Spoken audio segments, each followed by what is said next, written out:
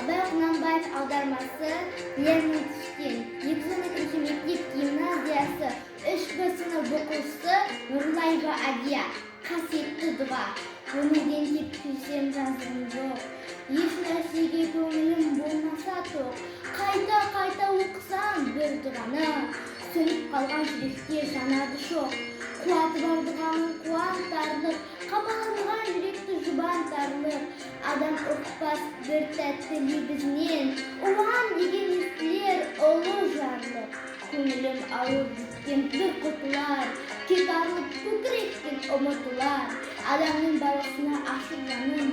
Ізгілікке жүрегім бір ұмытылар. Өмірде ойға түскен кетігін. Тулар мінезің бар жүрек сенің.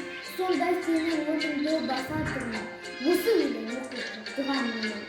Ішінде бір қуаты барға ұқсайды. Теңсетін жан сол айрылмайды.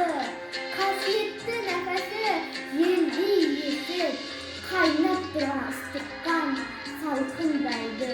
Жанның ауыр жүгі жеңілгендей, көңілден кемелден болады жылауға да